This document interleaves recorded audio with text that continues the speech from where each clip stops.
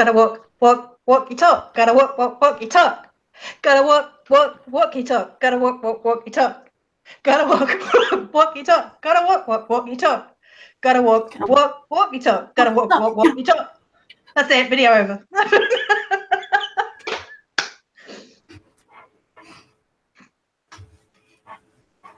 Gotta walk that talk. Gotta walk that talk. Okay. That was it. Hi. That's all we had to say, guys. Bye. That's it. Bye. That's it. Yeah. Welcome to the madness. Oh my gosh.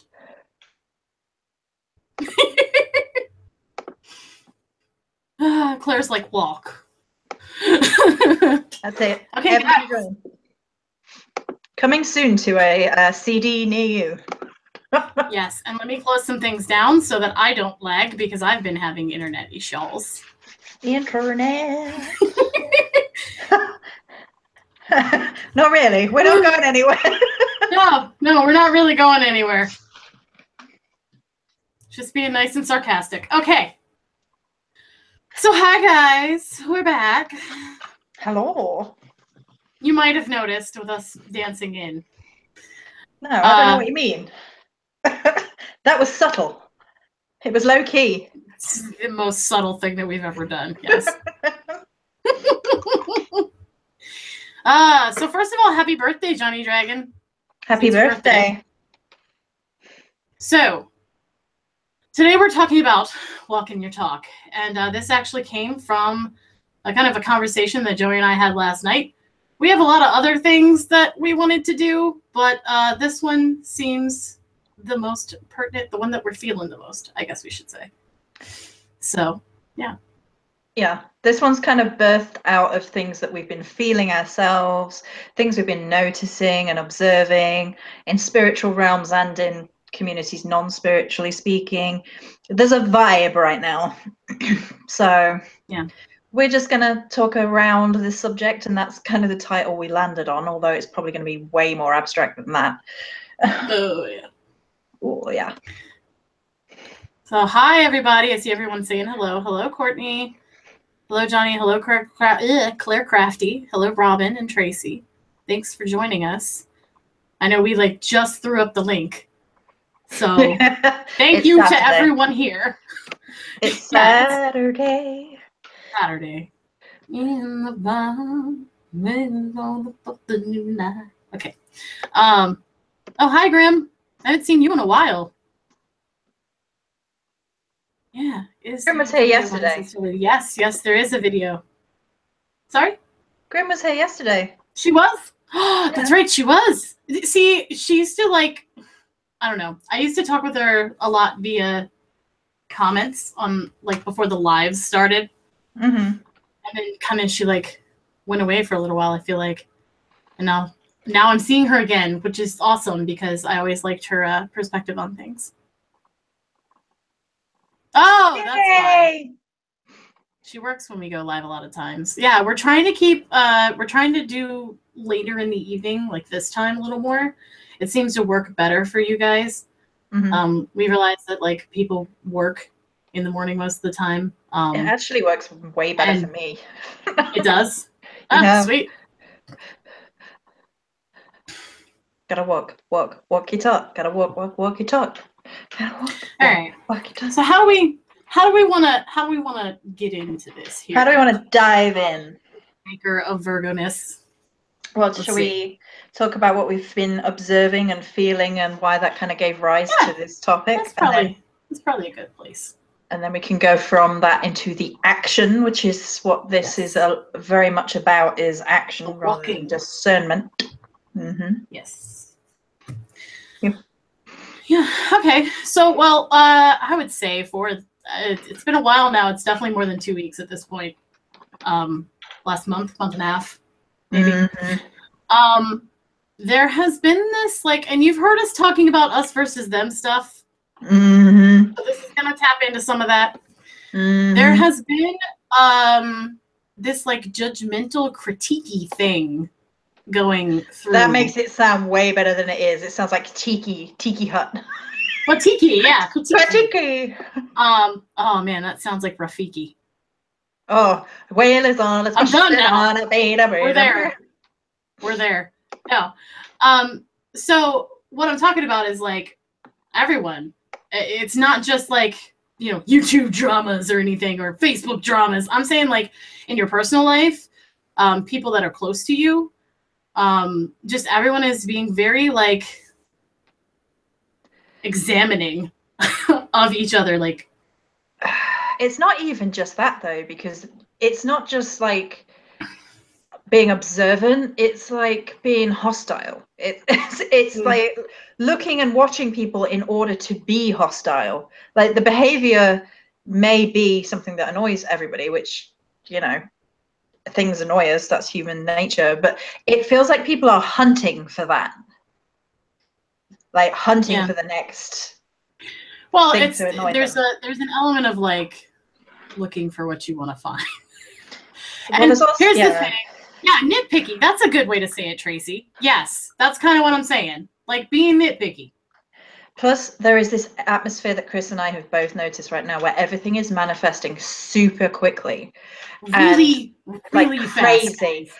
And then if the mindset is negative, then the negative thing is like manifesting like boom, like, oh no, this thing could happen. And then boom, that thing happens because the manifestation right now is like, and that can go both directions. I mean, Joy and I were having a conversation about something, and she's like, "Oh no, this has happened," blah blah blah. And then, you know, we continued to talk, and the next thing we know, like 10 minutes later, boom! After we talked about it in like a positive way, it happened.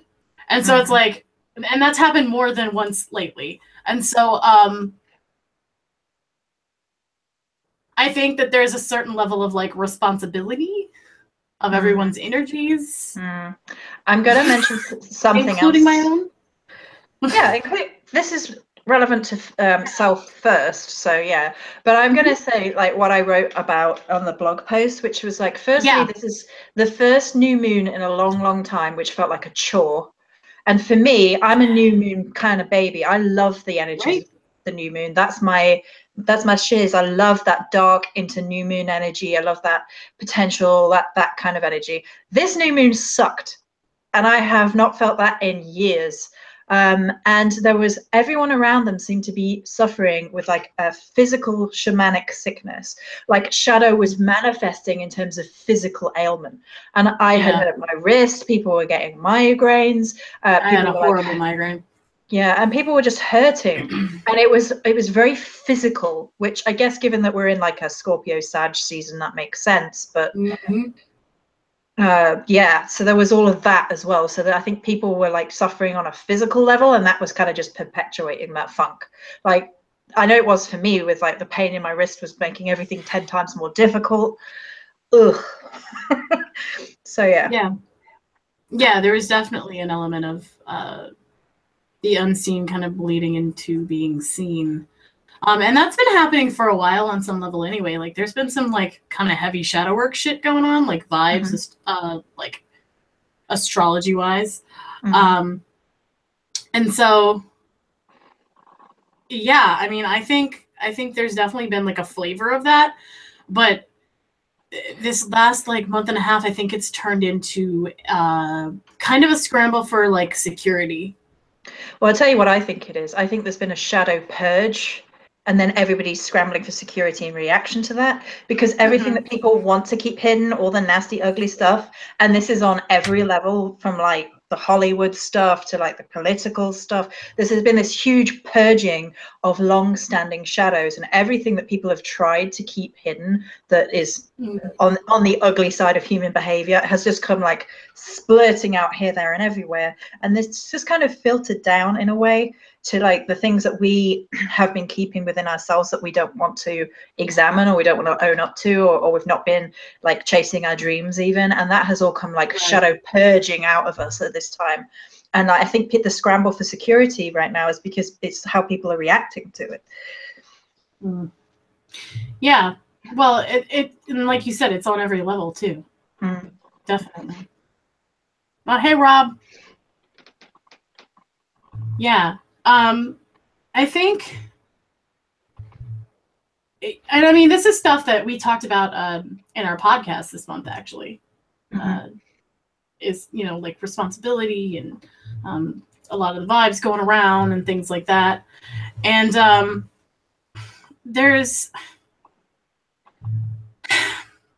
we are so connected to each other in a lot of ways already. And then we also have like places like Facebook and stuff like that, where we can scroll past and just absorb everything every single day.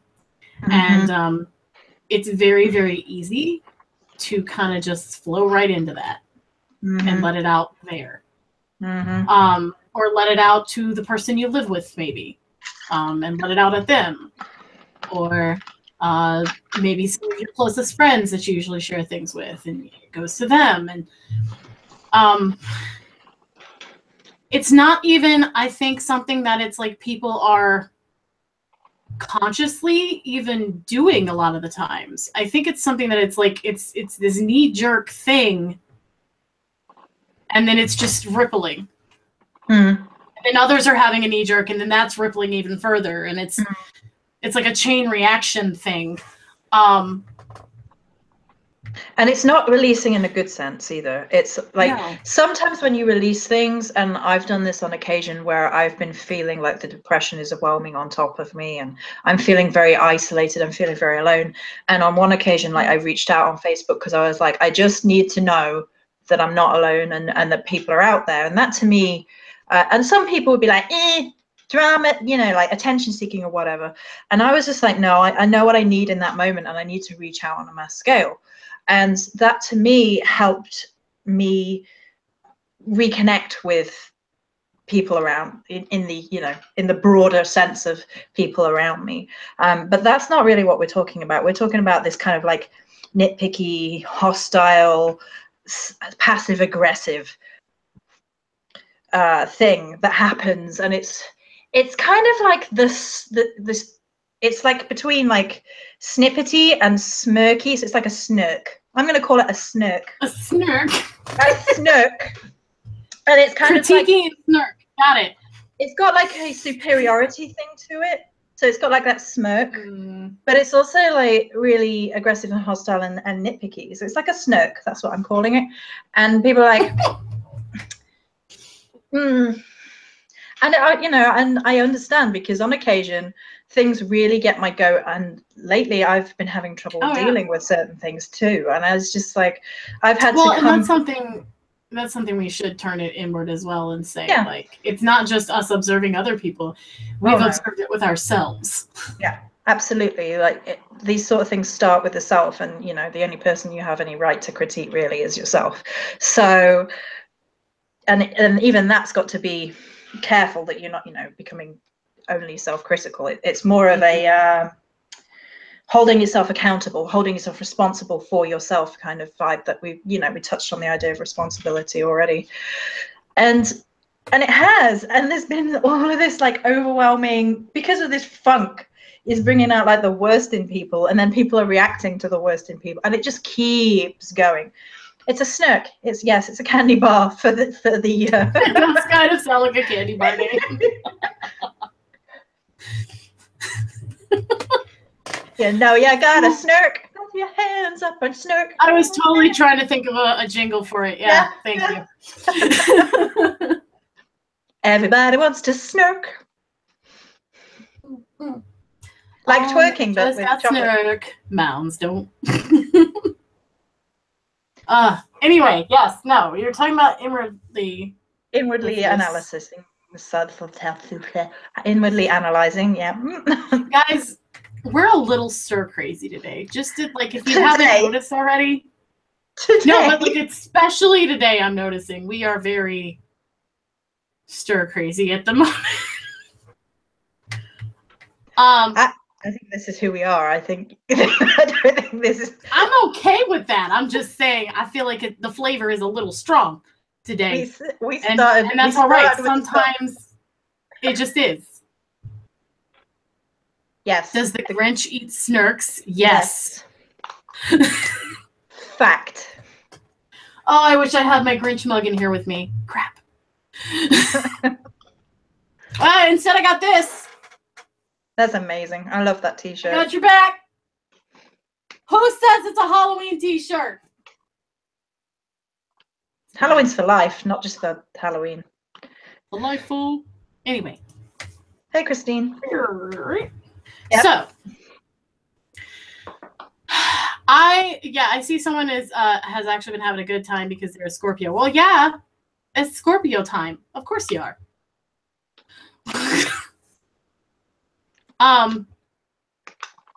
But I am not a Scorpio. And it's an interesting energy going around. So I think here's the thing is like you said, we can't, the only person we can really critique is ourselves, right? Mm-hmm. So if we can't control what we're seeing and what we're like, you know, interfering with what we're being told by others, what we're thinking about others, like we can, then really we are responsible for us and only us and the energy that we bring. Mm-hmm. Now, I've heard a lot of people say that. Mm.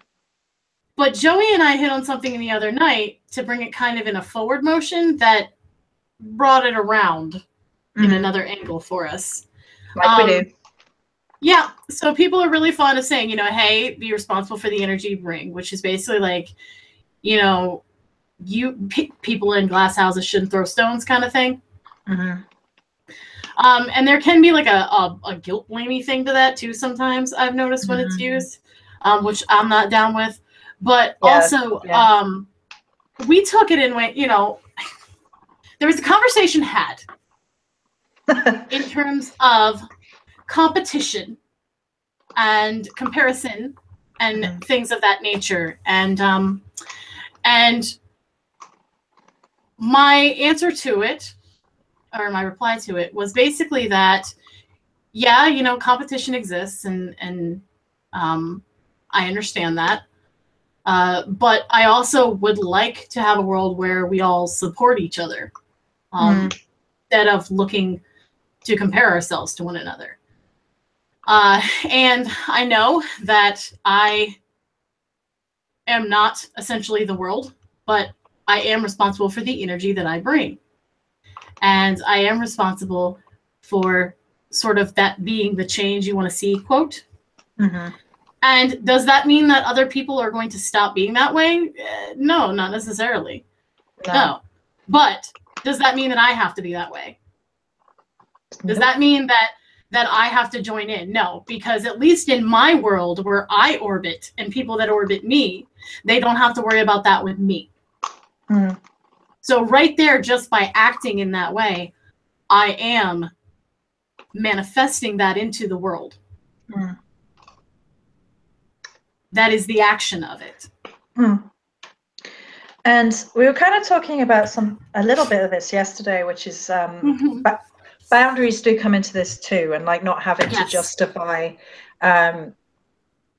yourself, because I feel like the thing that always gets presented with this argument that I agree with, like the only person we're responsible for is ourselves, but I feel like this argument does get thrown out there to excuse the shitty behavior of people sometimes, and it's like, oh well, you know, and I struggle with this because, you know, I have seen and been influenced by and been affected by less than above board behavior from time to time within the community, and it rattles my cage, and it still rattles my cage because of the disrespect and dishonor element, which are things that I personally struggle with when people are behaving in such a way that to me feels dishonorable. It feels like disrespect, especially when they're walking in the same, either like a Nordic path or a Celtic path, the same as me, where like these things are supposed to be upheld, they're supposed to be paramount.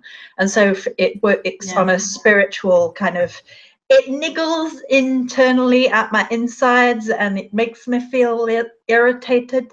But then I've been getting to the point where I'm like, I've got to find a place where I'm just like, well, firstly, I am now at a place where I'm just like, if your behavior ain't above board, then you're not welcome at my table. And I'm not going to justify that. And I don't feel like I should be guilt tripped for that. So I've reached a place that I'm okay with that too. See, the last live we just did on the archetype of queen. Yeah. And I think that's important, you know, just because you're being responsible for your behavior and you're like, it doesn't mean that you accept like bad treatment or anything like that. So if people are, you know, treating you in such a way that it's leaving you feeling depressed, it's leaving you feeling assaulted in some way, it's leaving you feeling low and dejected, then it's something that you need to create a boundary for. And then on the other side of it, we've got to stop fixating, because this is something that I know that I'm guilty of. Virgo brain. That when you get something in there and it won't get out and you're fixating on it and it's becoming worse in your brain than it actually is, and you're just like, and she goes to her Capricorn friend, and her Capricorn friend goes, I'll get the pick. Yeah. Yeah.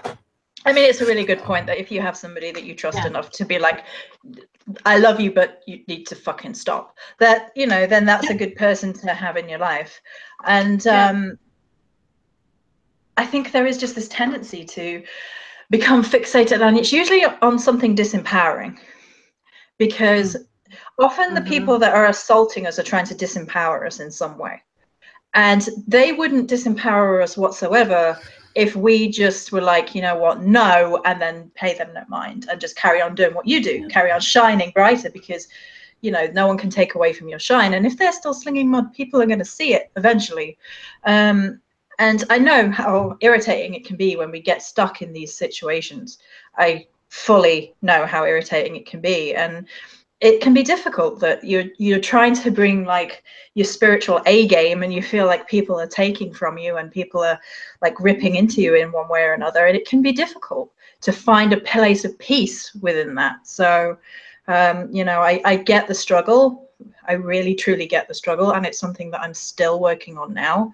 And I've been like writing up affirmations, even to the point of writing up affirmations last night to help me with this.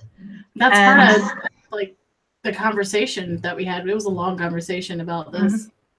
Yeah. And I was just like, I'm just going to write down some truth bombs for myself, some affirmations for myself, and keep like reprogramming my brain the way my brain's being wired with all of this. Because unfortunately, I felt very bombarded by this situation, and probably because of the weird, funky atmosphere, like the manifestation has come from that. So there's been like assault on the mind or the personality or whatever from people, and then I've been like, meh! And then that has kind of got worse because I'm then manifesting that feeling. So yeah, so just the point, just to like drive that point home, manifestation and affirmation is something that you can really do in order to walk your talk. Yeah. And another thing, well, there's two other things. The other thing is something that a lot of people wouldn't probably recommend, but cry. Oh, I would. It's a release. Yeah. It's purification. Yeah. Cry. If you have all these thoughts or all these feelings and you don't have anywhere to put them and you're frustrated, or you want to put them somewhere that does not serve you. Yeah. Or your ideals of what the world should be, I guess, also your morals and such. Release it in that way. Burn some shit. Okay? I got stuff back here that I'm burning now. Like it's not actively burning, because that would be dangerous. I'm looking at y'all. But yeah, there's absolutely stuff that's going on, and yeah, exactly, Courtney. You already feel better after a cry. Crying is this release. It releases all that tension that's built up, and you feel lighter. And yeah, your eyes might hurt, and your throat might hurt, but you feel better. You feel lighter. And the second one to that is laughter. Hello, there's a reason I'm wearing this shirt today. Laugh. Laughter is the best defense. The laughter also is really good at shielding. It's like a release in itself, even. Not only is it the shield to protect, it's also something that can lighten you. And it can also de-empower the people that are coming after you. Yes, that too. Yeah, it can. Takes people off guard, so it knocks their sword out their hand, essentially. Yep. But these are all things that, you know, like Joy was saying with her having her moments, I have been having mine as well. Lots of thoughts. You guys know, or some of you guys may know, that I deal with like anxiety and issues with that. And there was just so many thoughts in my brain that I wasn't moving. I wasn't doing anything. I became very inactive, and not in a productive still kind of way, but in an overwhelmed, stagnant still kind of way. And I needed to release, and it manifested in a horrible, horrible migraine, where I was laying in bed, no medicine in the house, miserable. You know, in that mind state where when your head beats you down for a while, you start questioning like every decision that you've ever made and if that's a good one or not. And it was just a really shitty space. And then I cried. And just as simple as that, I got up, I went and got medicine, took it. Within an hour I was sleeping, and I woke up the next day lighter, more refreshed, and with the mindset of like, you know what? I control this space. I am in control of this energy. And the thing is we're all human, and some days we fuck up and we forget that. But we can always remember it at any second. Well, I think the fuck up is necessary. I think the fuck up is spiritual. Yeah. So. Didn't you write a blog about that recently, Joey? I did right. How look how you fed into that. So I did write a blog post about this. You can just find that on blog.storyaddictsuppliers.co.uk. But the gist of it was that I find that there is the necessary fuck up, that there is too much of a emphasis in particular societies that everything has to be a certain way and all humans have to behave a certain way, and even down into the spiritual circles, that we must all present ourselves a certain way and look a certain way and talk a certain way. By the way, I'm going to give, again, I'm going to be like mentionitis, but I'm going to give out huge props to Kellyanne Maddox, because she started doing this thing where she's going around the house and she's showing herself to be human, and she's doing housework or making tea. And I'm just still there and with like my pom-poms like, go girl, I love it. I want to, every time she's washing dishes, I want to like be standing next to her with my kitchen towel like, yes, go ahead, yeah, let me put that away, okay, yes, yeah, I know, right? And that to me is wonderful, because I've been talking about this for about a month. Like, I am really sick of the box that has been kind of like, oh, you must be fully made up, and you must have a slightly quirky but not too offensive personality, and you must use this particular font, and you must have this particular background with this in the background, and a candle over there, and this lighting, and then these fairy lights. And I'm like, dudes. So I was talking with a client earlier today about this kind of topic, and along the way we realized that it's really more about the journey, like that you can still show like a finished product kind of thing like that, but I think it means more to people when they see the journey of it, because that's what actually counts to them. You know, for instance, with this example, there was a woman who had a business, and when she had to stage things to make them look great, like she sold like a visual product. I'm trying not to give like a bunch away because private client stuff. But basically, when she sold them, you have to have it look nice, right? It's a product. You want it to look very presentable and clean and precise. But the thing is that then she started showing pictures of her room as she was creating those and getting them to that. So it was kind of like a before and after, like this is what happens before this to get this. And it was the journey that she was showing. It was the process of like, hey, from this chaos, we get beautiful pieces of art.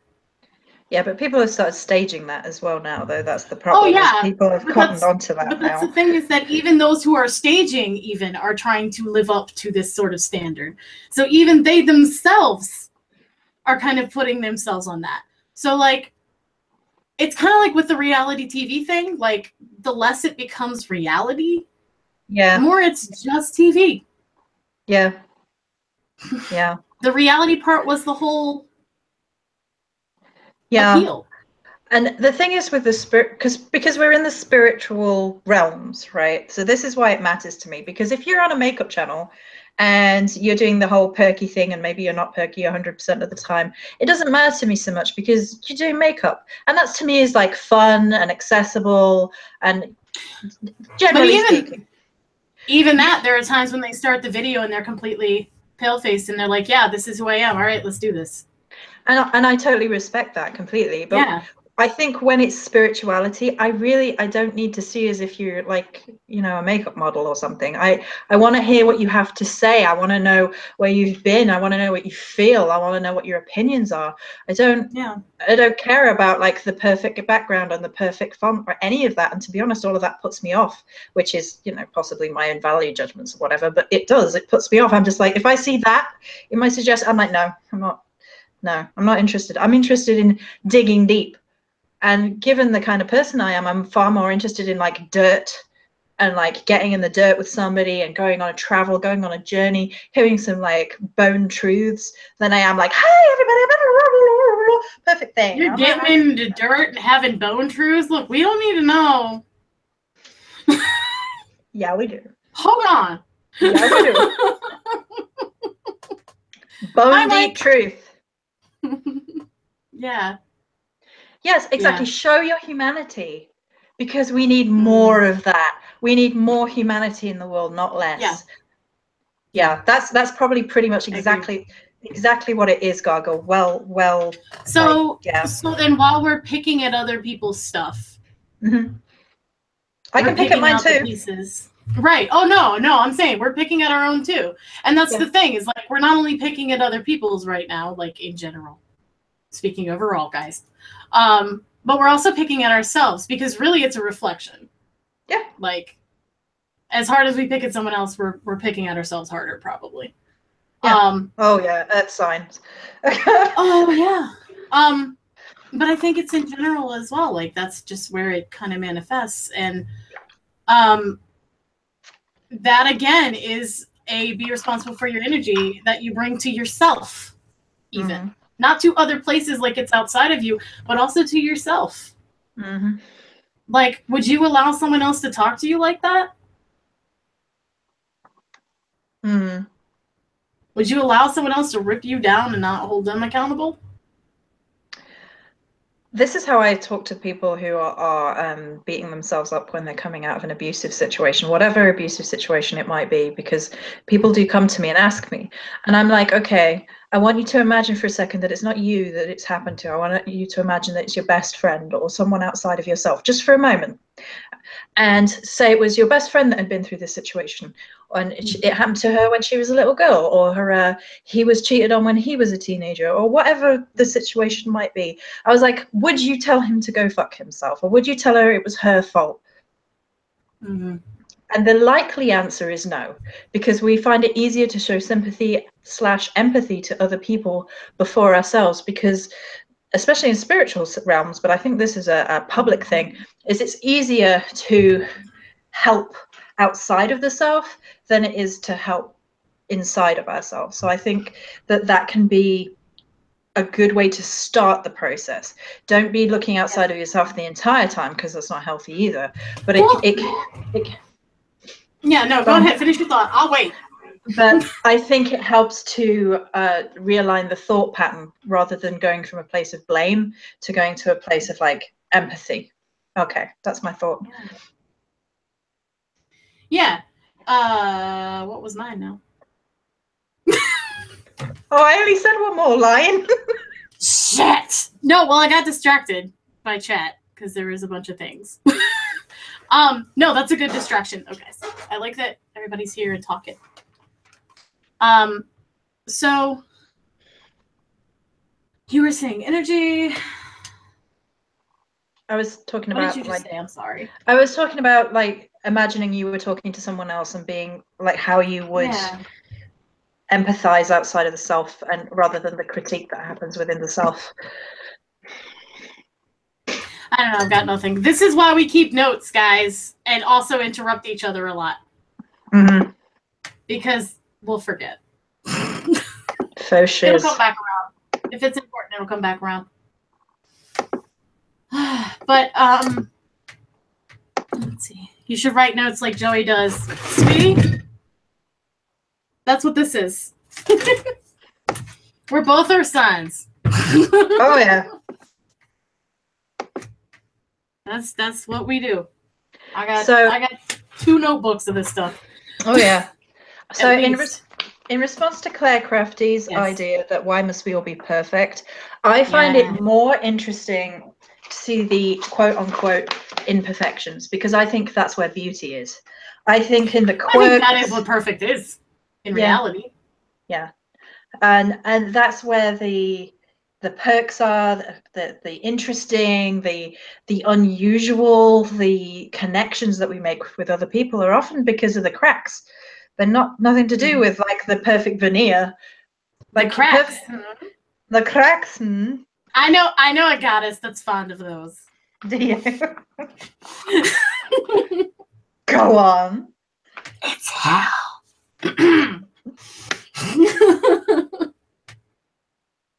But yes, yeah, no, I agree. This imperfection thing. Well, honestly, even look at like models and things, professional models.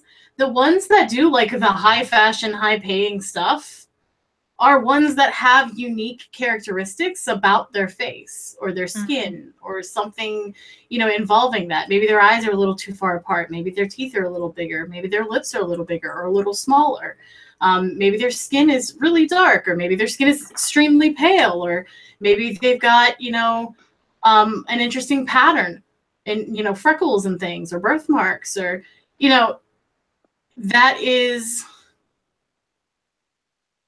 is actually what our standard of beauty really is. We're trying to attain this perception of that and not realizing that the actual thing that we use for that is flawed in its nature, and that is why it's gorgeous. Because it's natural. There is also a line from one of my favorite movies, and one of my favorite movies is The Last Samurai, and there's this quote from it where the guy is dying, and he had been talking earlier in the film about trying to find the perfect cherry blossom, and as he was dying, he was looking at the cherry blossoms and he said, "They're all perfect." And that stayed with me, because it's shifting our perception to realize that we're all perfect and imperfect at the same time. And there is perfection in the imperfection. They're not separate. It's all flux and interlinked. So. Yeah. Well, and it's, again, it's a ripple effect thing, because then everyone thinks that they have to have this like unattainable standard. By the way, they think that they're the only ones struggling because everyone else has it so easy to look so pristine. Which further supports other.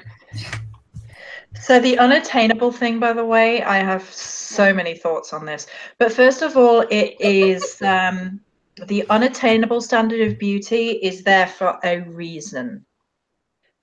It's there because it basically sells shit. The unattainable standard of beauty is there to support things like the diet industry. It does also support things like the makeup industry and the beauty industry. Now, you can take things like all of these areas and take them to a good place. You can take them to a healthy place. You can, I've used a little bit of this diet industry and it's helped me. I've used some makeup and it made me feel good. But I think the problem with the unattainable standard of beauty is that it has a dark shadow side. And I'm using dark loosely in like the stereotypical way, and I don't like it, so erase that I said that. We're going to just say it has a shadow way, and it has this shadow of, you're not good enough, keep starving yourself, you're never going to look like that, you know, you're not good enough. And it has that horrible shadow to it, and that unattainable thing is there on purpose because it's big business. The diet industry alone is worth millions and millions and millions. So yeah, the Instagram effect, tell me about it. Yeah, it plays off our deep fears. Yeah, exactly. And it creates those fears. It creates those fears because I'm sorry, go ahead. Who of us remembers being quite young and coming into contact with that? One of the first few times that you saw an image or you saw like an article or something, and you suddenly looked at yourself and you thought that you weren't enough. Like, who of us ran into magazines that was like, this is the standard, and like, you don't look like that. So it's a societal shadow in that kind of thing. Yeah. So most ad people absolutely do know the psychology of it, Claire Crafty. Yeah. I mean, even within retail, let's not even go into beauty. Let's go into retail. Mm-hmm. Ever notice that on the ends of aisles, they will put things that you can put together? So, like, it won't just be like, let's see, for coffee, we'll say, it won't just be like coffee grounds. There'll be sugar next to it, and then they'll have all their fancy new creamers. Or biscuits. Yep, or something like that. So, like, there'll be, like, one higher ticket item, and then they'll have, like, the others be, like, the cheaper. So it gets your attention, but then you're paying your money on that. And it's a package thing. It's like, oh, why do I have to walk around if it's right here? And they know the psychology of that. That's why they do it. They set up shops to keep you in there as long as possible. All shops. Oh, yeah. And I was reading into it when I was doing psychology, and some places have things like they'll have certain smells, and they will make sure that smell is either like naturally created by having like bread by the door, which makes you instantly hungry, that sort of thing. Or the bakery, you'll notice that the bakery is usually right by the door, or the deli. Yeah. And it's psychology, yeah. I worked at a place, I will not say the name, but I worked at a place that they, during the holidays, first of all, they would bake their cookies at a certain time in the day where it was heaviest traffic on purpose. They would also take an industrial fan in the back and blow it out towards the sales floor so that it would carry the smell even further. Yeah, I was going to say that. And it helps sales by like 50%. Yeah. They know. And so it's not just that. It's also, exactly, bakery smell piped around the store. Yeah. And, like, you walk in and you're like, oh, my God, cookies. Yes. Like, it works. Yeah, it does. Yeah.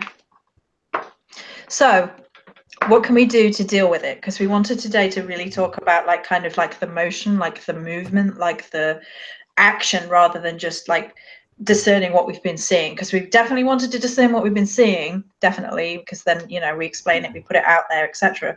But we really, this episode, wanted to focus on the walking. So shall we start with the imperfect, unattainable stuff, what we can do about that? Yeah. Well, I think where are we working? What are we working? Work.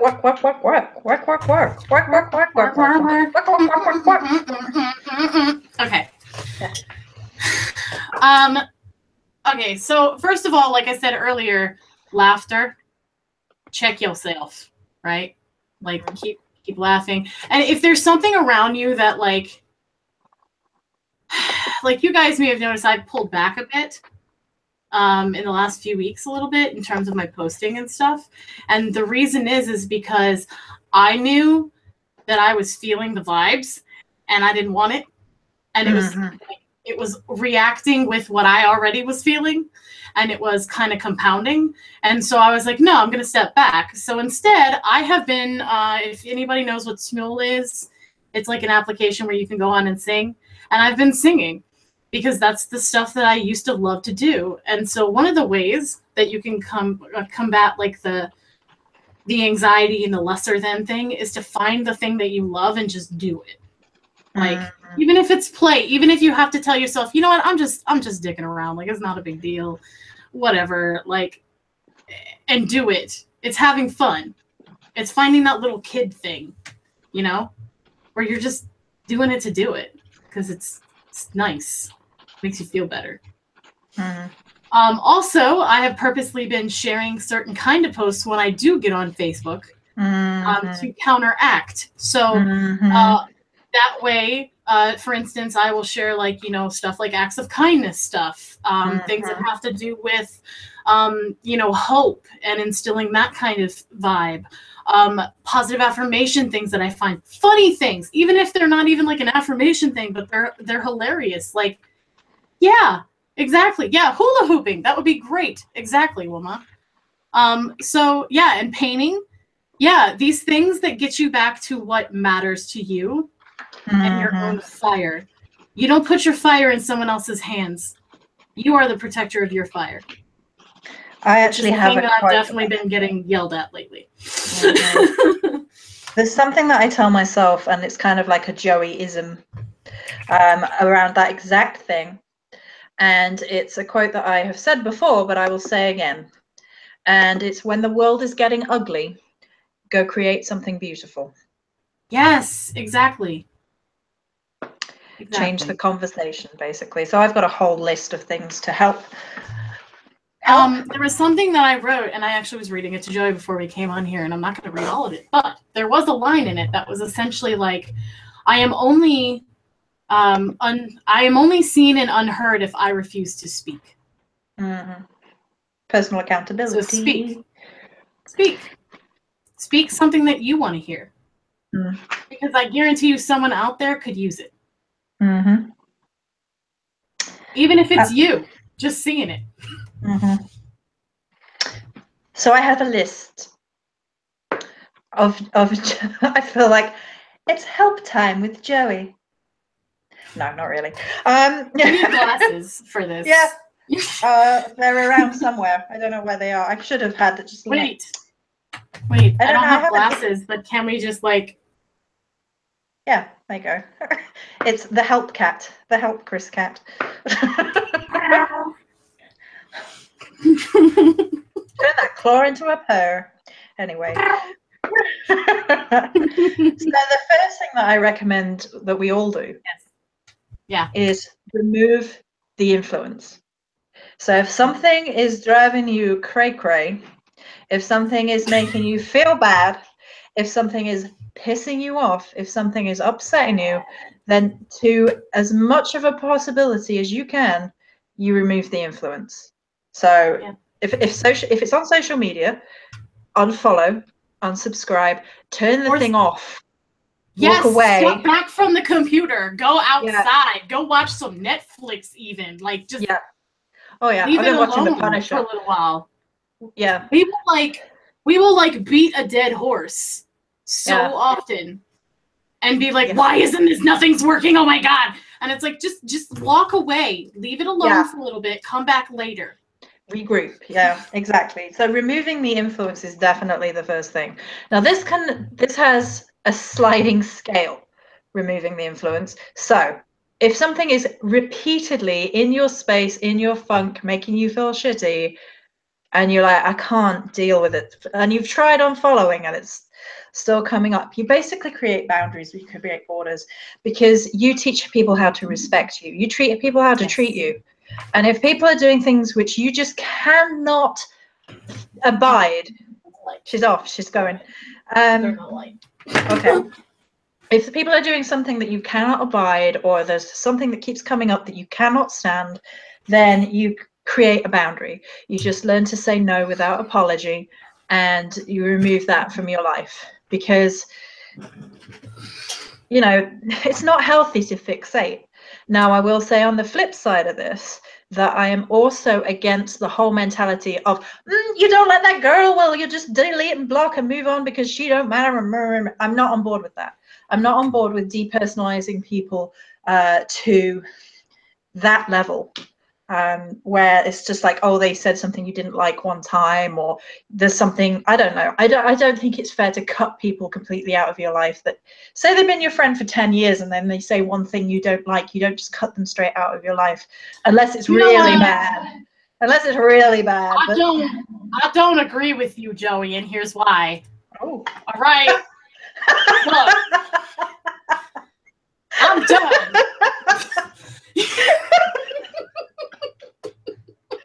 Well, that was a Cris tantrum brought to you by... Never mind. I'm sorry. I love you.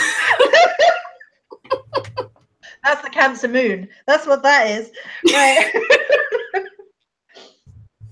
Oh, right. So number 2. I need like boards. Like number 2. Oh man, we should have had a PowerPoint ready. I totally just screen shared that. That would have been Earth sign as fuck. Cris, come back. Anyway, so the second one I have is redress your mindset. So it's basically learning to reprogram your mind and the way your mind interacts with certain things.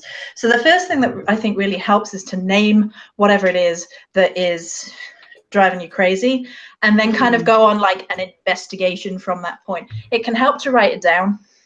It really can. I'm a Virgo, so I write everything down. But I really think it does help to be like, this behavior annoys me. And then you sit with it like, okay, so why does this behavior annoy me? And what are the key words? And then you kind of analyze it and kind of pick it apart. Then you flip it. So flip it from naming what it is that really irritates you to what it is you'd rather be seeing. Like, I really hate this behavior, so what can I do to flip it and take it and put on in a more positive light?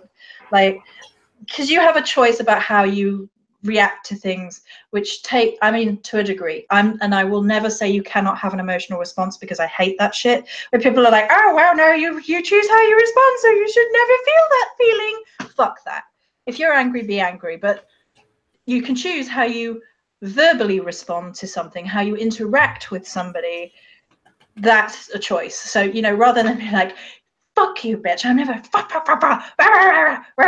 you can choose to walk away and like calm down and then think how you actually feel about it, and that the behavior is a choice. And I don't believe that the emotional response is a choice most of the time. I think emotions are all valid if we just analyze why we feel that way and then redress it. So find a positive way maybe of interacting with it, or create a boundary if you can't flip it. And then affirmation, which we've already talked about. So creating positive affirmations around it. So for me, it's like, there is no competition if I do not allow myself to feel that there is competition. So if I stop putting myself in a competitive mindset, then there is no competition, because who the hell is going to be Joey? Right. So, ain't nobody gonna be Joey. Ain't nobody gonna be me. So, and then when you go from that affirmation, you can take it into a conscious action. So you're consciously choosing to do something about it, and then it just becomes second nature, and then you've rewired your brain in the end. And it takes practice. And don't get disheartened. Don't get disheartened. Yeah, if you like fuck it's up easy again. to just say it. Like it's like, oh yeah, then you flip the switch and it's done. You're done, boo. But it's not that easy. No. And there's a lot of resistance in you to do it as well, because it's like, no, but this is where we are and this feels good right now, but it doesn't. Yeah. And I understand as well when there are outside factors that are like poking you with this shit, and they won't stop poking you with this shit, and they just keep poking you. It can be really easy to fall back into a negative mindset. Yeah. So I have a cat. Oh, hello, my darling. He's visiting. You guys can't see. Well, you can see his ear then. Mm-hmm. But yeah. What are you doing? He's coming to see Auntie Joey. I don't think he's gonna get up here because I've got this stuff on my altar, and he don't mess with that with the claws. So yeah. Yes. So that's my PowerPoint presentation on changing the negative mindset. I feel like one of those people that used to be like, how to live in love and light, steps 1, 2, and 3. No. Step 1, love. Step 2, light. Step 3, profit. Healed.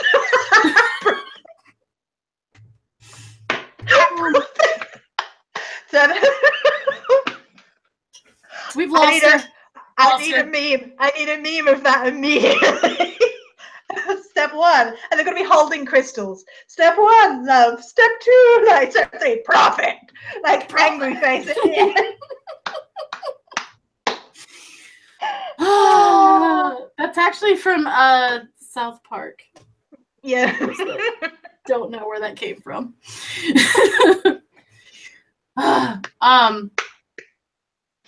Yeah, no, okay. So here's the thing too, though. Like, we're talking about it in terms of Facebook, but there's also others.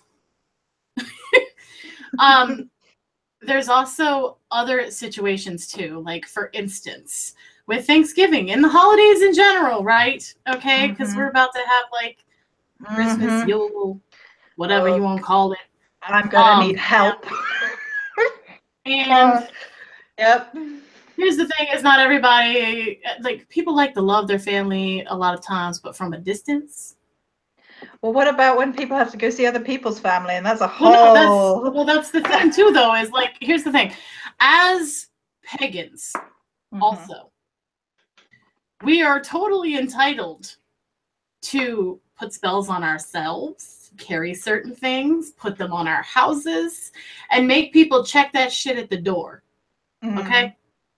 That is something that my house has. There are several gates, if you will, and you lay your shit down before you step foot in my house. And if you don't get to come in my house. And I don't have to enforce that. They do. So here's the thing: is what I'm saying is, like, it's not something that just has to happen to you. It's something that you can exercise your rule over your body, over your house, your home. And you can say, hey, this is what's allowed in here, and that's it. That's a good point. We haven't actually touched on magical things we can do to, like, walk our talk. Yeah. And that's the altar.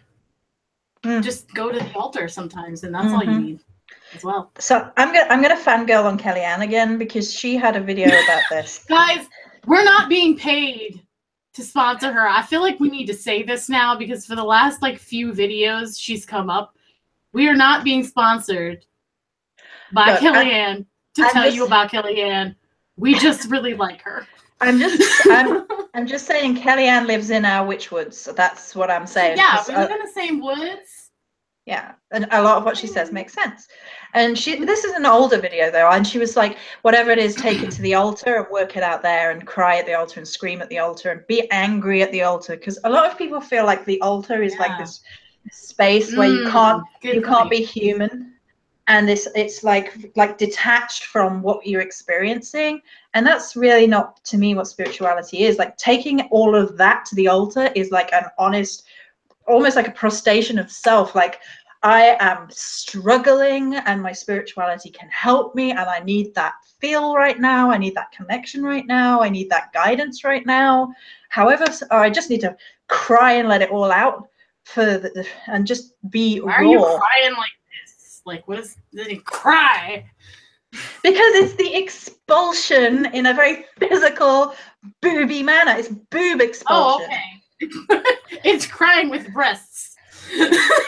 Look, breasts make everything better. I'm just saying. I understand. Well, I'm not going to argue, but I agree that yes, got it. That's where we went. Yeah, there we go. But no.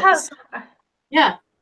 Before we move on, I will say that something that I have done in times when I'm in great pain and I've gone to the altar for, and this is related to breast, kind of, is something that I have done with Babe, and Babe told me when something really fucking hurts and I'm really feeling fucking betrayed or whatever it is, to go to the altar and slap my, like, fist, slap my chest. And that was like, amp you up. Yeah. And that was a conversation between my goddess and me, where she's like, if you like beating your chest like that, then I know that it was basically that you require the wrath of Babe, and don't use it lightly. But that was a communication between her and I. So there you go. Yeah, see, I just always get migraines. Thanks, hell. Yeah. Or cramps in my foot, or I do have a hell foot that I like to affectionately call, where I will get like lock up and stuff in it. But Yeah, there's definitely more ways than one to channel things. And the thing is like, okay, so let's say you're going somewhere else, like you said. Mm-hmm. So how are you going to get it out then? Well, yeah, there is the chest pump, like you just said. There is also the fact that you can separate yourself and go outside and just stand on the ground for a while. I personally was the weirdo in winter standing barefoot on the ground trying to get frostbite because I really like being barefoot on dirt. Cold, wet soil. It's amazing. Yeah. Mm-hmm. But also, you can excuse yourself to the bathroom. Another thing that I often did was I will wear a talisman that I've created with a runic sigil on it. It might be carved into a little mirror or something that I have wired and stuck on my necklace to put underneath my shirt. It may be something like that. Maybe something I carry in my pocket. I tend to like it on my skin, though. So, like, usually it's either, speaking of booby power, it's usually either in my bra or it's around my neck. Depending on what it is. But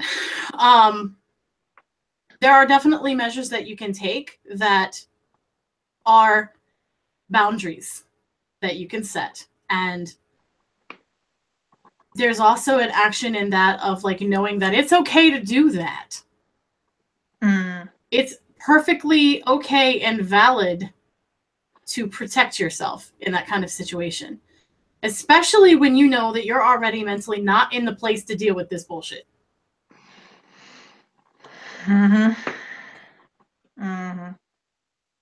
So it's another way of kind of stepping back. I think there's something to be said for the preparation. Because if you know there is certain times of the year, such as this one, or there are certain things about this time of the year, or there are certain words that people say, or whatever it might be, that are likely to occur, and you can't get out of the situation for whatever reason. So, you know, you don't want to let your partner down by not going. You feel obligated to go because it's just once a year and then it's over with, that kind of thing. I mean, you can get out of that kind of mentality if you really, really, really feel that you can't deal with it. So the first thing is, if you really can't deal with it, be honest with yourself.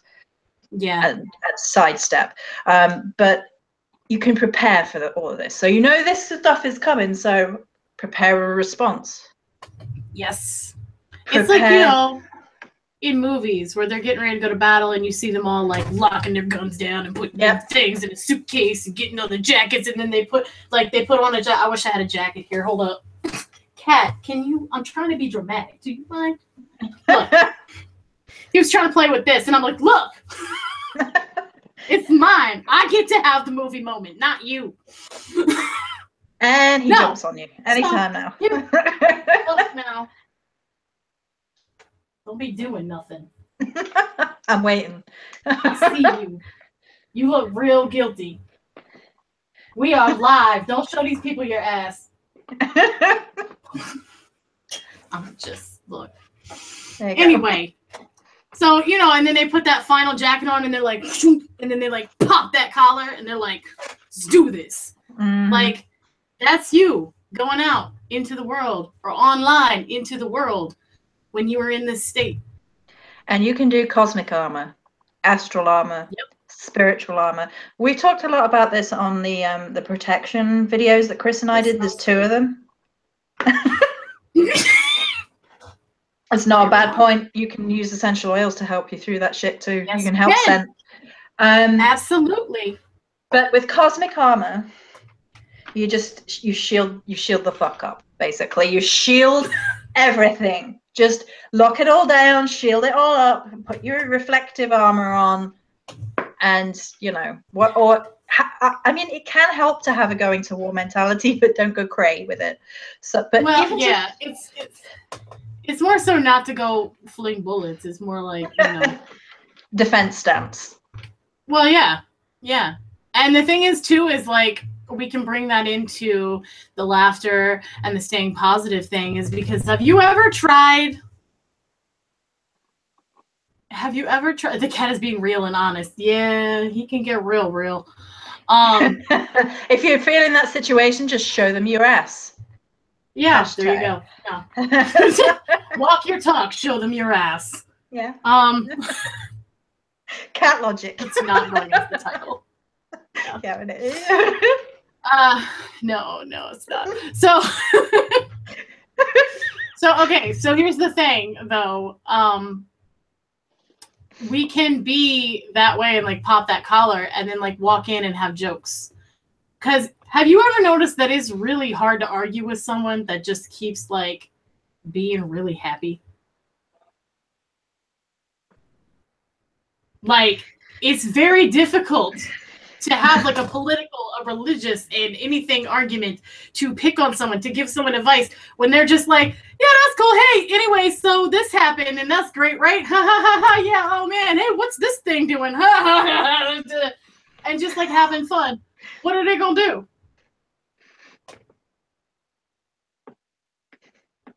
Yeah. And you're laughing it off. You're just enjoying it, having a good time. And it's not a forcing, it's not a fakeness there. That's not what I'm saying. I'm saying like, what? I felt that. No, I was trying to be like, if you can take yourself to a place where you can feel the laughter about something, like you can flip the mindset so you're not focusing on them, you're focusing on things that make you happy. And like, this happened in my life and this was really cool. And I want to share that because I'm proud of it. And then there's no shit. Yes, exactly. Exactly. It's not necessarily like a reverse psychology because that would be focusing on them. Mm-hmm. No, this is more of a focusing on how you would want to feel, how you really feel, like how you would like to feel, and what best serves you. You know? Mm-hmm. Being your own cheerleader, basically, in situations which are meant, again, to disempower you. Because those situations can feel disempowering. So go in there with this is me, and I'm a queen, and I brought my space, and I love my life. And even if I'm having a shitty time, you don't get to know about it. I don't have a hip flask, but I'll drink to that. I've got one of those over there. My sister bought me one. I'll have a hip flask, though. She bought us one, I should say, because he's Nordic. Us. The royal us. You hear about that. I can hear the voice going up an octave. Yeah. For those of you who don't know, when Ashburn gets uppity, his voice goes up an entire octave, and he becomes much more Scottish instantly. It's quite amusing. Mm-hmm. Yeah, guys, so what do you think? What do you think on this? What are your thoughts on this? Have you guys been experiencing this kind of shit? Like, yeah. What are ways that you guys have gotten through it? We're approaching question time as well. So if anybody has any questions about this or anything that we've covered or haven't covered or thoughts, questions, quid pro quos. Cigars, tomatoes. I knew you would, Rob. I knew you'd drink to that.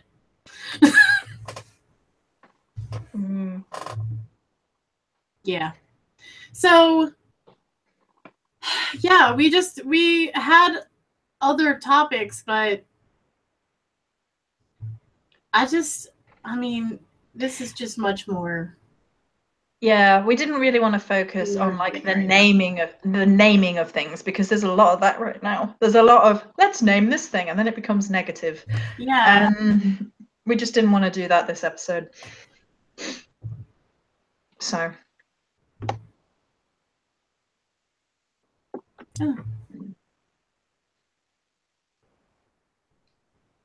Oh, that's a good point. Crime166 says, my mom and I are political opposites, but we get along really well. So we were able to have those arguments now and then and still have a good time. It was actually easier than over the phone, really. Yeah, because with the phone, it's like verbal only. Okay, so there is an interesting point in there that sometimes the way around arguments is, and I'm not going to say this about the racism comment later, but when it's political opposites, for example, is allow the other person the value of their opinion. Because political arguments, even if you're very strong in what you believe and your parent or whomsoever is very strong in their beliefs, allow them the right of that choice. Now, when it's something like racism, I would agree. I would be walking out too, because that's more of a hate thing than it is anything else. That's not helpful, shall we say, in that situation. But when it's just a difference of opinion, I think we should allow the other person their choice, the value of their choice, because it can, in arguments, we can get into that space of, this is what I believe and I'm right, and that's not helpful to you or to anybody else, because there's always two sides of everything, if not more. So right. Well, and not only that, I mean, if you're coming together for a holiday, you're not really coming together to talk about politics or religion for a holiday. I mean, maybe some people are with the religion thing. It depends on the holiday. But I'm just saying, like, it doesn't have to be a discussion. And not only that, you don't have to engage it. That's true. You could be like, man, that turkey looks funny. What's up with that? You could be like, yeah, but how are you doing otherwise? Or something, try and misdirect it is a really good idea too. Like, if there's something that's you're like, yeah, come on, we're here for a bit of fun. We don't want to talk about that. Tell me what's good in your life. Tell me what you're proud of right now. What are you happy about? Exactly. Yeah. Hi, Avalon. Oh, hello. Must be. What time is it there? No idea.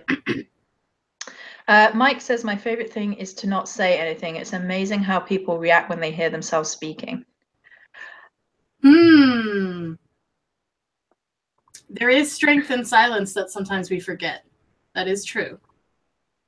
Sometimes silence in itself can be an action also. It depends.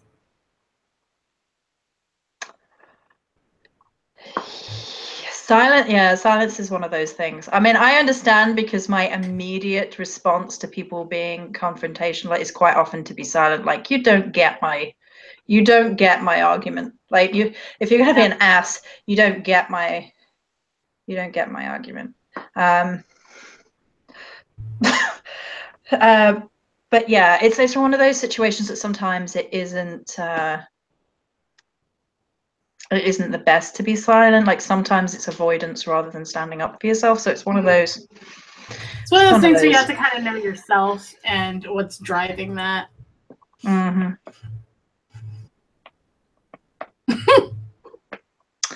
Duality, which says, my holidays are always a bit tense because I have to deal with particular people with shitty attitudes. That's why I carry the wine in my bag. Oh. Yep. You know what? It's actually funny because at my family holidays, you'll have like different rooms that are the different folks. Like, we hang in clusters because the house is very small. So like, maybe like my dad and some of the kids playing in the living room while he watches the game, and like a few of the other dudes do. And then it was usually like me and two of my brothers and maybe one other person, like, chilling out, basically drinking on the back porch away from everyone else. Pretty much.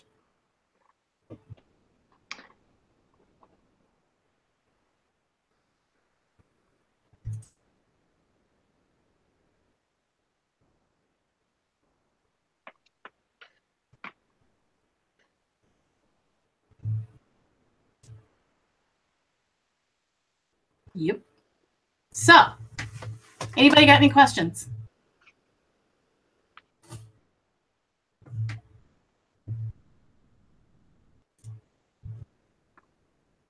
Yeah, man. So it's the thing about family is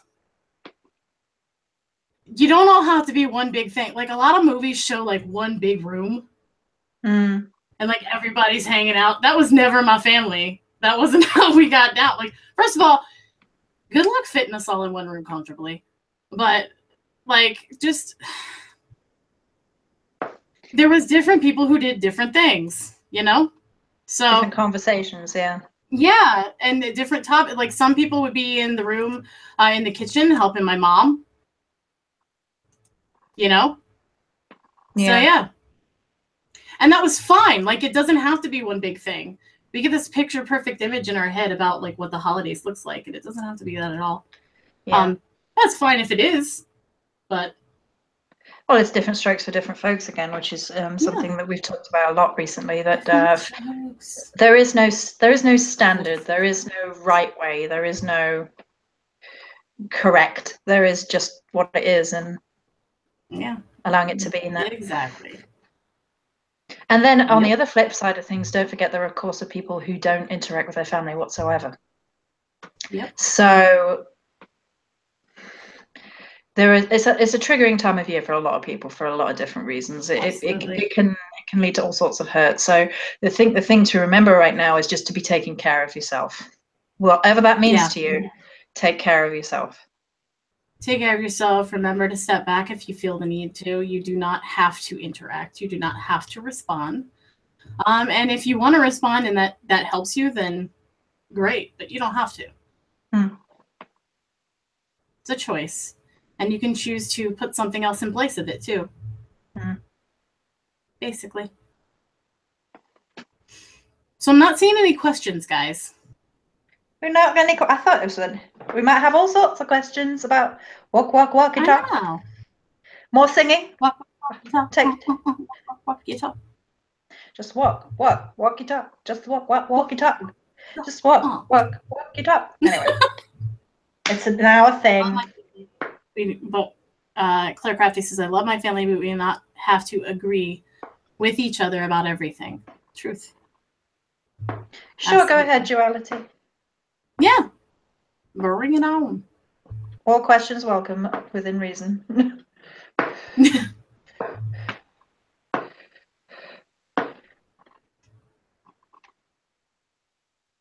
Fear is shadow work. We did like an entire live about that too, I think. I think we have. But the thing is that I think people often think that shadow work is something to be afraid of, and what it actually is, from my standpoint, and I think from Chris's too, I'm not going to speak for you, but I'm going to suggest she might feel the same way, is that it's more about redressing the balance of the self. It's not something scary that you're peering into a closet and there's a monster in there that's going to be like, Rah! It's not like that. And it's perfectly normal to get anxious and to put it off. There's a completely natural reaction to it. And the first thing I would probably say is probably forgive yourself for doing that. Don't tell yourself off for that. First steps really to doing it. And everybody thinks they have to face something down, and that's usually not how it starts. It usually starts for me. You start seeing synchronicities. Yep. And they're poking at something, and you're like, why is this so triggering to me? Why am I so bothered by this? Or I'm really, really excited by this, but it feels weird. Yeah. Yeah. And like I said earlier, with regarding to redressing the balance of things, sometimes it's easier to name it and start from that point. Because once it becomes basically what you're doing is, rather than it being something to create anxiety, rather than being this huge looming cloud, you then kind of make it manageable. So give it a name, and then slowly take little steps, and you're trying to pick it apart and pull on the threads is something that we've talked about before. And if you need time to stop and heal and meditate and relax and self-care, you can do that at any point. You don't have to be like, I am in shadow work and I must complete the shadow work and I must feel all the bad things and then I will heal. No, sod that. If you're having, I've done a little bit of shadow work and I'm feeling a little bit crappy right now. I need a bit of TLC. I need a bath. I need to go out to the forest. I need to talk to a tree. I need to watch a funny movie. Do that. Don't feel that you have to. I like that with Joey. Those things were in the same sentence. Sometimes I need to talk to a tree and watch a funny movie. Obviously. Yeah. Like I say, of course, that's how they should be. Duh. Yeah.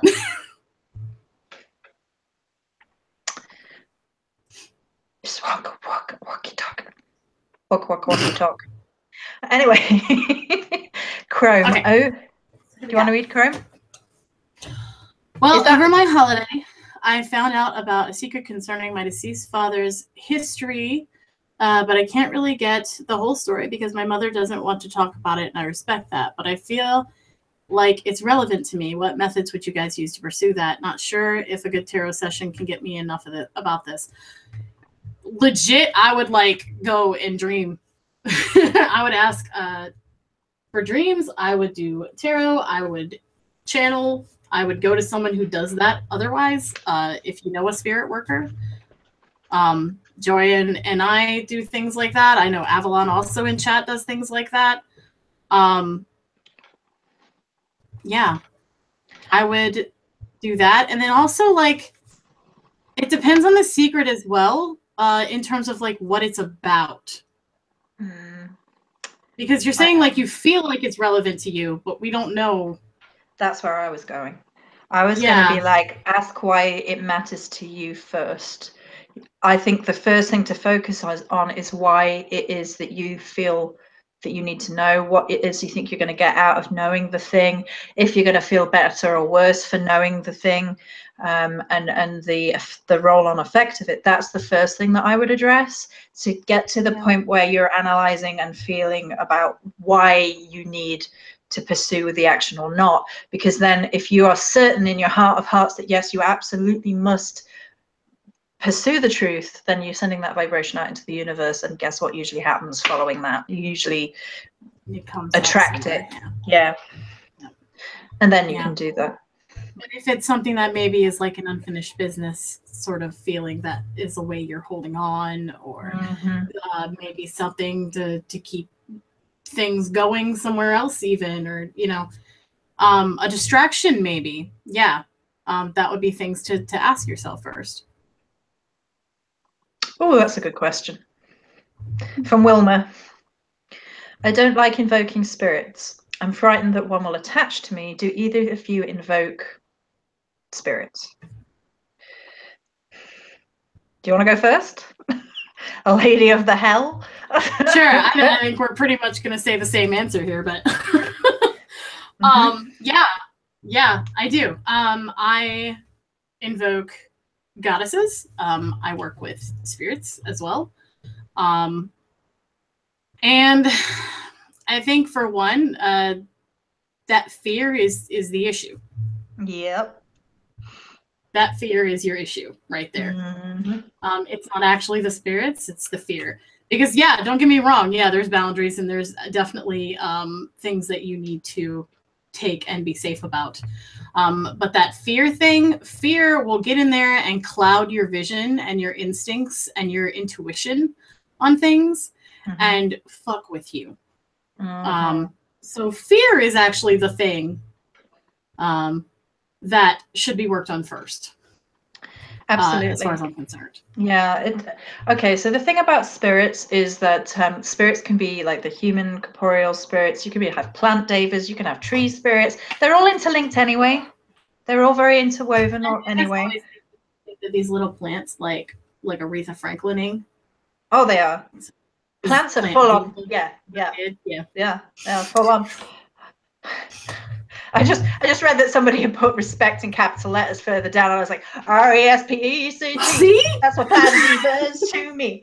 Elegant synchronicity. Yes. Anyway, sorry. Back to the question. Wow. And so, you know you like it. I do. So the fear is the problem, and I think we live in a society, a culture which it perpetuates that fear for a number of reasons. You have like the Hollywood kind of fear of things, and then you have like a spiritual side that brings in like, you must know this, you must know that. Now, I agree on knowing your shit, like knowing how to protect yourself, knowing how to cast a circle if that's your bag, and knowing how to cleanse, and knowing how to draw in, as well as get rid of if necessary. I mean, I would approach spirits with a respect, which is a word further down again. And I think honestly, with the respect,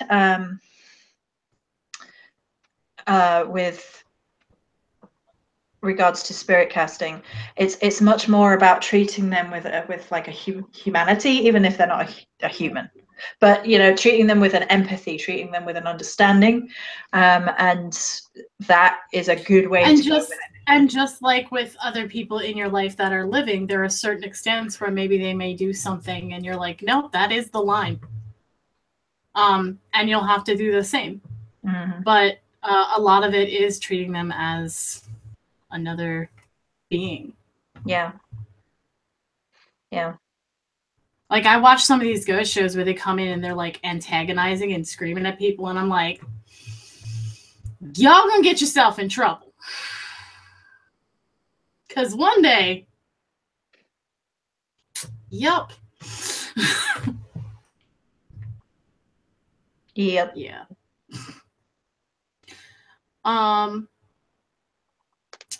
Yeah, so I would say work on the fear. Ask yourself around that why you are so scared, and if maybe it is actually stemming from perhaps a belief that you don't think you can endure it. Maybe like a self esteem thing. And with that, I mean, you'd have to build that up more to be able to kind of work with that fear and get a relationship to where you can push past and see a little clearer, so that when those situations come up, it's not fogging your vision as much.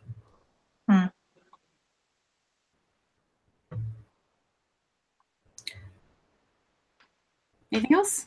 Let's see. Well, Duality Witch said she's just started working with hell, and that is a big thing in itself. And it's kind of funny about the time she came to me is when I was being triggered a lot. Big thing in and of itself. What is the shadow work stuff or the invoking?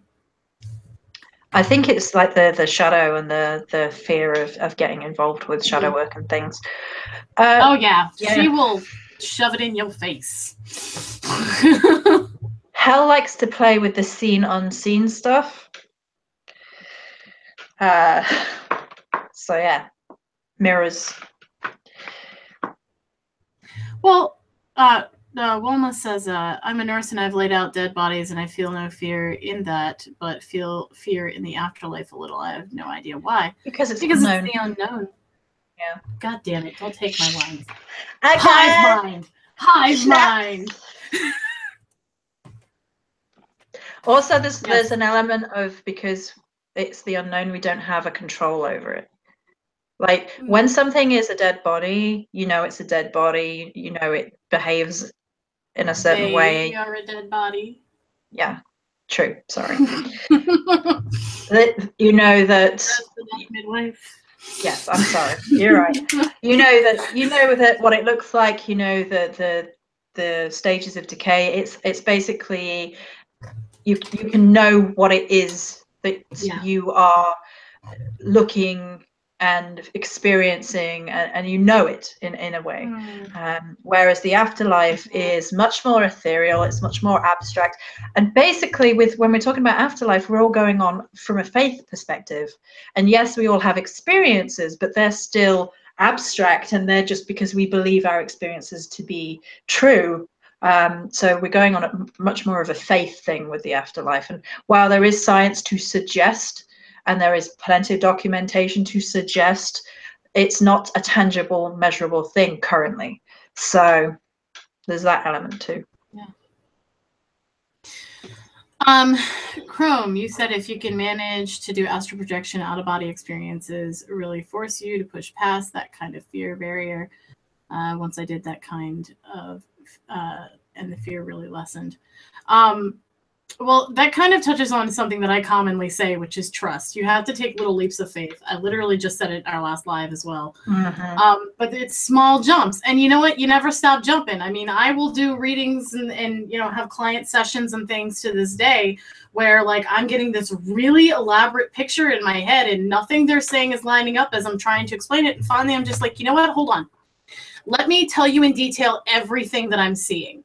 And then they're like, oh, it's this. And that involves me having to be like, this makes no sense to me at all. This should not be something that I know. Like, should not be something, like how we tend to think. And then I say it and they're like, oh, instantly, yeah, that's what that is. Okay. And that was a leap of faith. And I have to do it every single day with this kind of work. Spirituality in general. And you have to yourself. And in terms of fear and working with fear, that's how you start. I've had that happen to me too, when I've had, because I don't talk about it perhaps as much, but I do have a conduiting ability with spirits, and this has come from being clairvoyant all my life, and then that expanded out into the rest of it. But I've had experiences where I will hear a message and I'm like, oh, but if this is wrong and it's just in my own head and I'm going to look like a crazy person, and I get that kind of self-doubt thing that happens, and then every other time I've been like, no, I'm going to just say it, and then I say it to the person, and I've had incredible responses, because every time I've done it, they've been like, that you couldn't know that. And there is no tangible way that I have known some of the things that I have been told to say. Yeah. And it makes perfect sense to the person. And I'm just like, okay. And that's like it's like, oh, look at the fear of the I think. And this is something we've talked about. The fear of doing the thing is usually 10 times worse than doing the thing. The actual thing. Yes. Yeah. Yeah. Well, and that's, duality. You're saying in chat, it took me a year to say, okay, let's do this. Hell, I'm ready. Yeah. Let's do this. I mean, that in itself is like hey, it's the fear thing is worse than the actual thing. Mm-hmm. And you're like, yeah, okay, fine, let's do this. Okay. Mm-hmm. And how's it been working with her? Mm-hmm. We sometimes, and you know what, this can tie back into our main thing, which is walking the talk, because walking is the action of it, right? So we want to talk about all the things we want to do. We want to talk about seeing a world as we want to see it. We want to talk about being healed and working on our own healing and shadow work and things. Okay, but we got to walk it. Mm-hmm. And even if it's a baby step, even if it's a crawl, maybe you can't walk, but you can crawl, or you can drag yourself, whatever it is towards that place. Every little ounce of energy that you put to that is building that world. Mm-hmm. So that again ties it right back in, is like, you don't want to feel the fear, then take the leaps, take small leaps, small baby steps. It also might help to be like, to flip it again and be like, is the fear worth not doing the thing? Like, are you gonna regret it more if you don't try? And now that's something with you as a nurse and dealing with mortality and everything, you should see right in your face is how small of an amount of time we really have, and that we need to make things count. Yeah. And so the time that you're spending being scared of something, could you have already been doing it? And if you had, how much time are you wasting right now?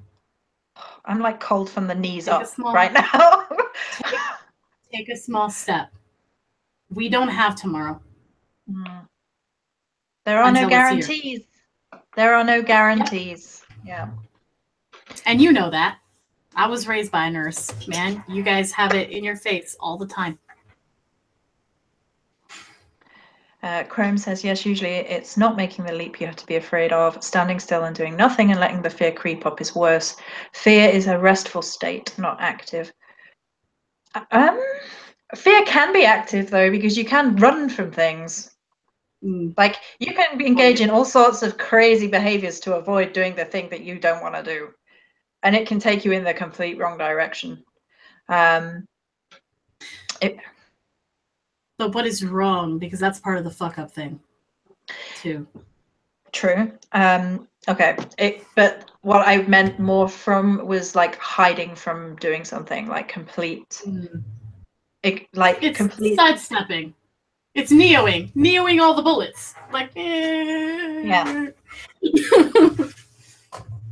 Just give a still frame of that, guys. Oh, Claire said being part of what the Flux has really helped her to take the real steps. That is heartwarming. Oh, I'm all proud. Claire. I'm glad. Proud mama bears now. That's I'm a proud mama wolf, but it's okay. Yes. Well, I'm a proud mama fox, technically. So none of us are bears, but we're proud. No, I'm glad. I'm glad that that's helping. Yeah, that's why we do it. Yeah, well, I realize you're not afraid of death, but the thing is that we may not actually be afraid of death. I think we're more afraid of living. Oh, yeah. And the fear thing is part of that.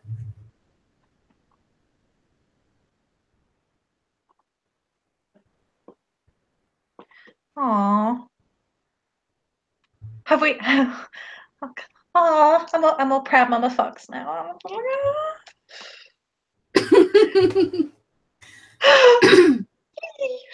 That made my day. That has made my day. Well, thank you, Claire. Yeah. You know, this platform gives us the ability to share stuff. And like for you guys, I think my cat has a hairball. We'll have to go find that out later. Live from Chris's room. But I think that this platform also helps us. Like, we get to say the things that we're thinking and have a discussion, not only amongst Joey and I, but also with you guys. And it's a coming together, and it is in its own way a walking of talk. It is saying, hey, it's okay to talk about these things, and you don't have to be alone with it. You don't have to think that you're the only one noticing these things, and it doesn't have to be a us versus them, good or bad. It can just be a holding of space and a sharing. I love what I love about what the FLUX and the group and everything that goes along with it is that we basically take the idea of that there is a right answer completely out of the board. Yeah. We take the idea that there is the correct, and be like, yeah, but this, and let's play with that, and let's challenge that, and let's have a safe space to debate where, you know, people aren't getting oh, Tracy, you look like completely derailed my thought. No.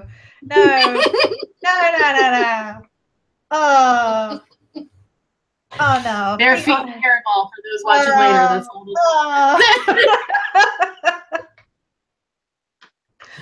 Yeah, I'll find it later, I'm sure. You know, after we end this, I'm gonna go look. But yeah, woman, that's a good point too. She says, I can talk this shit with people I don't know. I can't talk to some of my friends about this stuff. Well,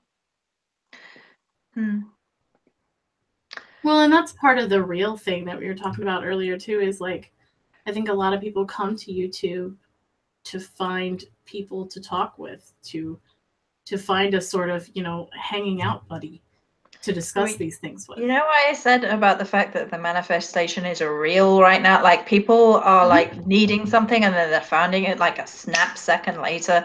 Yeah. That feels like that to me. It's like, because you need someone to talk to about these things, then you will find the people to talk to about things. Like, the number of people who have come to me and been like, so I've started working with the Morrigan, and then I turned on YouTube and there you were, and it was weird. I'm like, yeah, you were just in the sidebar. I hadn't searched yet. And I'm like, yes, I know. We are watching. But it basically feels very much, and that's really like right now it feels very much in tangent with what the energies are like right now, like the manifestation thing for good. Or well, we're also getting closer to, like, if you're going by the wheel of the year thing, where it's kind of like moving into this mother's womb space where creation starts. Northern hemisphere, but yeah. Well, yeah. Well, that's where I am. Well, we don't know where Wilma is. Wilma might not be Northern Hemisphere. True. That's true. But yeah, I mean, there is definitely a womb space in the Northern Hemisphere right now.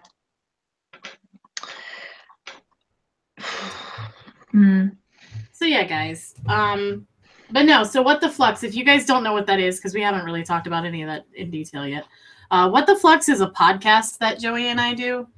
And it's more than a podcast. It ends up being a community as well, because we take a Facebook group and work it in, and there are like private lives, private rituals. There are different threads and things. There are, oh gosh, Joey, there's a journey. There's a journey every month. There's 4 episodes a month. 3. The last one always is alive. Yeah. Yeah, the last one is alive. The others are pre-recorded. The first one is always public. The second one gives like keywords and details and like journal prompts kind of things. We go deeper on the topic, and that one's private. And then the third one is the journey that Joey and I custom make and deliver to you We're guys. And so that proud. one's our favorite. It's our favorite. We're so proud of them. We've done 2. We've only done 2 so far, but we're like super freaking proud of these journeys. These journeys will take you on places you didn't want to go, you didn't know you were going, and then you come out of it, you'll be like, I'm glad I went there though. Yeah. So that's what the Flux is when people are responding to that. It's a podcast that Joey and I do. And if you're interested, there are links underneath this video that will show you all of that stuff. And we've basically created a safe space for spiritual interaction where you're free to question everything, including us. We don't mind. And it's all about pushing past limited box thinking is how we kind of put it. It's like there is no one way to be, there is no one way to think, there is no one way to practice, there is no correct anything. It's just perspective, and we're interested in learning, and it's very much a symbiotic thing because it like breeds this kind of learning environment from all of us. It's not like top down. It's also a supporting thing too, because people are supporting each other within it and helping them along their spaces, and who are like maybe hitting up against certain walls of their own, and it's just really cool. I love that we did that. Like that was a very, very, very, very good decision that we've made to do this. I do not regret that one at all. Thank you. Good to know. Why are you apprehensive, Claire? Oh, probably because I said you don't know if you want to go with us. Oh. No. I was only kidding. It's just that I think that the journeys are completely unique. I don't think they are something that you will find elsewhere, and I love that about it. Like that's what we want it to be, and that's why we're super excited.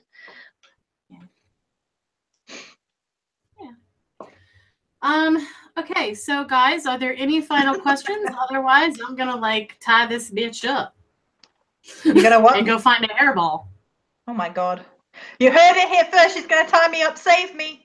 I'm going to tie this bitch up. Yeah.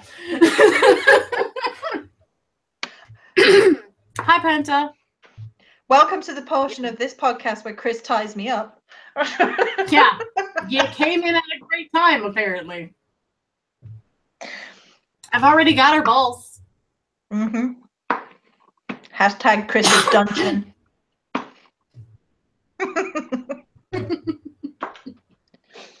Run, Joey, run. She's already in Whoa. I'm not that fast. Also, like, a bitch has to stop for lunch, okay? Yeah. And also, I can't come from America and go there and not bring Ashburn a Wendy's burger. Oh, no. You might kill me. At the very least, he'd be sitting in a corner fuming for days. Yeah. Yeah. So on top of this, thank you, B. Thank you for being here. Yeah. So on top of that, guys, I'm sorry that one of these wasn't on my channel this week. I'm still having problems with the lives. I'm trying to fix it. I'm arguing with YouTube. So hopefully we'll get back into the one on mine and one on Chris's soon. Yeah. If not, they'll both be on Chris's, or we'll look at some different mechanism. I don't know. But yeah, so thank you for coming. Even though we're on Chris's kinky time. Tracy keeps derailing my thought. We've discovered a talent.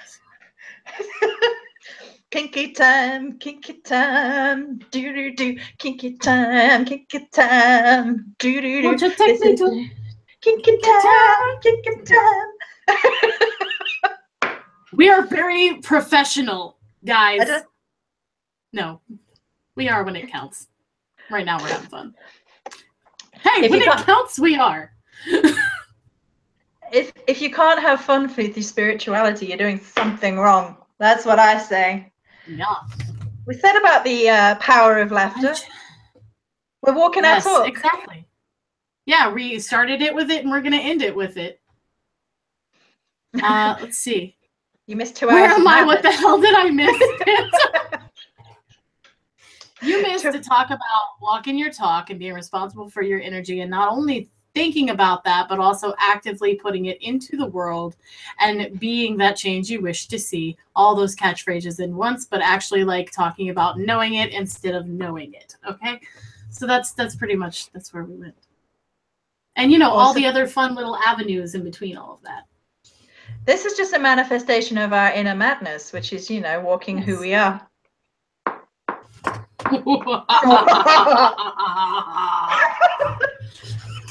Wait a minute.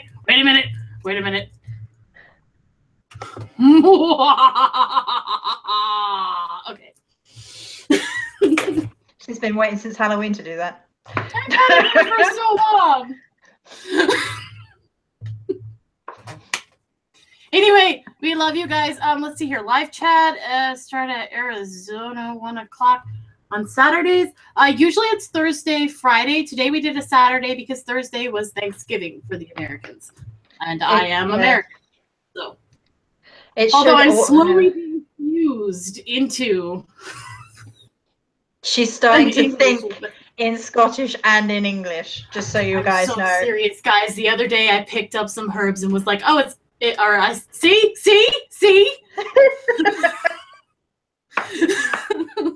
That's right, herbs. Oh my gosh. I am actually looking into the Twitch live stream thing. I'm gonna feel it out and see like what I want to bring to it and what I want to do with that, because it is fun. My husband watches Twitch a lot. He is a Magic the Gathering player, and he watches that stuff a lot. So we'll see. I've been looking at it. We'll see, but I'm definitely on there right now. But yeah, I am slowly merging into an English person and with a slight Scotch flair. Just ask her to say watermelon. Watermelon. I learned that from my sensei. Sensei Bjorn. Yes, Sensei Bjorn. All right, guys. I'm gonna get out of here then, and go find that freaking hairball. Go tread on it. Don't wanna. But thank you guys for joining us. Thank you guys for being so active in chat. Our schedules should be staying to Friday on my channel. Or no, Friday on my channel. Yeah. Wait, Thursday on my channel, Friday on Joey's. But for right now, until her YouTube is fixed, it's going to be both on mine, so that you can at least still see us, guys. We will announce it on Facebook and things where we're going to be. So and it will be at 3 p.m. Eastern Standard Time, depending. So take that and go with it where you will. Or 8 p.m. UK time. Yes. Okay. So, love your faces. And stay fluxy. We'll see you later. You want to evil laugh out? Okay. Okay, you ready? 1, yeah, I'm building. 2, 3.